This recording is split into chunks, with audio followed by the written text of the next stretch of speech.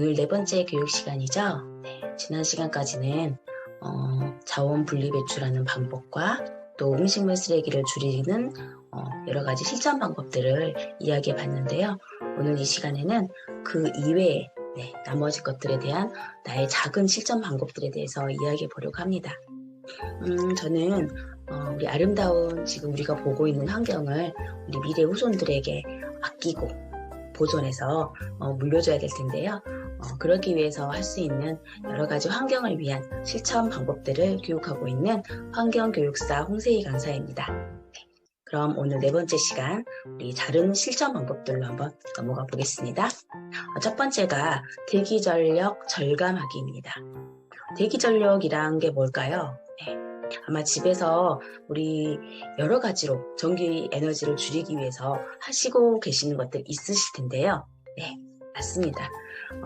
콘센트 뽑는 거, 그게 가장 중요하죠. 이렇게 전원을 끈 상태에서도 전기 제품이 소비되는 전력이 바로 대기 전력인데요. 우리 핸드폰 충전, 다들 어떻게 하시나요? 네, 다들 콘센트 꽂아놓은 채로 뒤에 있는 충전잭만 이렇게 연결해서 쓰시지 않나요? 네, 사실 저도 그렇게 썼어요. 네, 그런데 꽂아놓은 상태에서 이 전기가 계속 흘러가고 있는 거, 그게 바로 대기 전력이라고 합니다.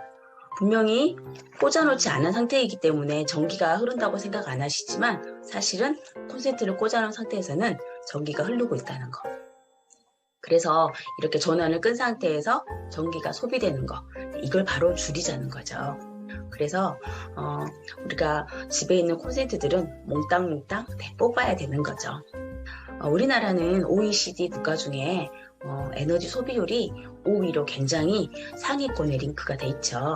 우리가 뭐든지 상위권에 링크되면 좋다고 생각하지만 네, 이거는 아닌 것 같아요. 그러죠. 네, 밑에 보시면 뭐 프랑스나 영국 같은 그런 선진국들도 지금 저희 나라보다 밑에 있잖아요. 결코 지금 이거는 우리가 우리 가정에서 나부터 줄여야 돼 나간다는 것을 알게 해주는 이런 수치인 것 같습니다. 또 에너지를 수입하는데요. 이 수입 에너지의 비중이 굉장히 우리나라가 높아요. 90% 이상이 수입 에너지의 비중이 지금 의존하고 있습니다. 그리고 제가 첫 번째 시간에 우리가 기후가 이렇게 이상기온이 발생을 하는 원인으로 지구온난화의 원인이다. 지구온난화의 원인으로는 또 이 가스나 석탄, 이런 전기, 이 화석연료를 떼는데 원인이 있다고 했잖아요. 그래서 환경을 생각하면 또 전기 에너지를 분명히 줄여야 됩니다. 그래서 첫 번째, 전자제품 사용 후에는 무조건 플러그를 뽑자. 이렇게 플러그를 우리 집에서 한 가구당 이렇게 계속 뽑아주기만 해도 탄소가 12.6kg 절감이 되고요. 나무를 1.9그루, 심은 것과 같은 효과가 나온다고 합니다. 자, 제가 나무 2그루를 심어서 그 나무가 어느 정도 성장하려면 10년 이상은 좋게 걸리는데 집에서 이렇게 플러그만 뽑는 걸로 나무 2그루를 심은 효과가 나타난다고 하니 오늘 당장 이 습관을 꼭 몸에 배도록 하시면 좋을 것 같습니다. 또한 두 번째, 멀티탭에 이름 쓰기. 이렇게 멀티탭을 많이들 쓰시는데 자, 그 멀티탭에 휴대폰 충전하려면 충전하는 그곳, 또 하나는 또 우리가 짧게 전기를 많이 쓰는 게 또 커피포트 같은 거잖아요. 그래서 커피포트 이렇게 적어서 멀티탭으로 껐다 켰다, 그리고 다른 거를 잘못 누르는 일이 안 생기도록 멀티탭에 이름을 써놓으시면 좋으실 것 같습니다. 또 세 번째로 에너지 절약 마크, 이 인증한다는 제품에 에너지 절약 마크가 부착이 돼 있는데요. 보시면 이렇게 왼쪽과 같이 에너지 절약에서 에너지 절약 마크가 표기된 가전제품이 있습니다. 그래서 앞으로 가전제품을 구매하실 때는 꼭 저 에너지 절약 마크를 확인하시고 구매하시면 또 전기세가 덜 나오는데 굉장히 일조를 할 거라고 생각됩니다. 두 번째로는 폐의약품 줄이기가 있습니다. 여러분들 폐의약품이란 뭘까요? 화면에서 보시는 것처럼 낙동강에서 의약물질이 검출이 됐다고 하는데요. 제가 앞서 말씀드린 것처럼 폐의약품이 어떻게 하다가 낙동강까지 흘러가게 된 걸까요? 여기 있는 이런 여러 가지 약들, 집에 없는 분들은 없으실 거예요. 혹시 이렇게 먹고 남은 약이라던가 또 어떤 분이 이 약이 참 좋다더라 하고 줬는데 아직은 먹지 않고 보관하고 계신다거나 그런 것들, 남은 약들 어떻게 처리하고 계시나요? 혹시 종량제 봉투에 버리거나 아니면 변기, 하수구 이런 곳에 내리시나요? 안 됩니다. 이런 것들은 토양이나 하수에 잔류해서 네, 강이나 바다까지 흘러 들어가게 돼서 결국에는 그 물을 먹은 물고기들, 기형 물고기가 많이 탄생을 하게 되고요. 또한 그 물고기를 먹은 저희도 몸에 좋은 영향을 미치지는 않는다는 거죠. 그래서 미복용 의약품 처리를 어떻게 하시냐라고 물어봤더니 쓰레기통이나 하수구, 변기통에 넣는다고 하시는 분들이 저렇게 50%가 넘었었고요. 또 8%는 약국이나 의사, 보건소에 갖다 준다는 분들이 계셨고 또 36%는 향후 사용 후에 보관한다. 왜? 약의 유통기한이 있다는 것을 아예 모르시는 분들이 계셨어요. 하지만 분명히 약에 유통기한이 있다는 거죠. 이렇게 폐의약품은 일반 가정이나 다른 곳에서 유효기간이 경과됐거나 또 변질되고 부패해서 사용할 수 없는 의약품을 폐의약품이라고 합니다. 약의 유통기한 있습니다, 여러분. 그래서 폐의약품 줄이는 첫 번째 방법이 유효기간을 확인하는 겁니다. 자, 저렇게 사진처럼 유효기한, 사용기한이라고 분명히 적어져 있어요. 이 캡슐 같은 것에도 상단에 보시면은 이렇게 잘 보이지 않으실 수도 있지만 그 안에 마크가 찍혀져 있습니다. 뭐 2023년 10월 28일 이런 식으로.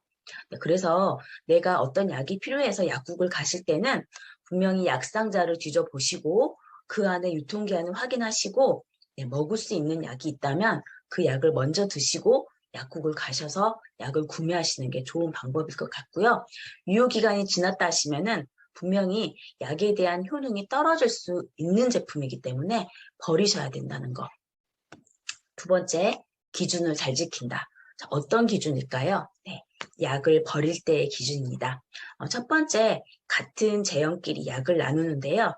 보통 우리가 알약, 캡슐, 이런 것들 다 생각하시는데요. 알약은 알약끼리, 그래서 어떤 플라스틱 통에 들어있는 알약이 있다. 그러면 플라스틱 통은 따로 버리시고 그 안에 들어있는 약을 따로 이렇게 같은 제형끼리 약을 나누어서 약국이나 보건소, 또 요즘에는 아파트든지 같은 데도 약을 넣는 곳이 있어요. 그래서 거기다가 버리시면 되고 또 한 가지 의사에게 처방받은 약이 있다면은 그거는 종이봉투나 이렇게 비닐봉투에 이렇게 담겨져 있잖아요. 그거는 뜯지 마시고 그대로 그대로 봉지채 갖다가 주시면 됩니다. 물론 약국이나 주민센터, 보건소 이런 곳에 갖다 주시면 되시겠죠. 또 요즘에 우리 코로나 자가진단 키트 많이 사용하시는데요. 그건 어떻게 버리고 계시나요, 지금? 앞에 용기에 이렇게 버리는 방법들이 적어져 있지만 또 그거를 잘 안 지키시고 그냥 내 생각대로 버리시는 분들이 계시는 것 같아요. 자, 만약에 음성이 나왔다고 하시면은 비닐봉투에 꼭꼭 싸서 그냥 우리 종량제 봉투에 버리시면 되고요.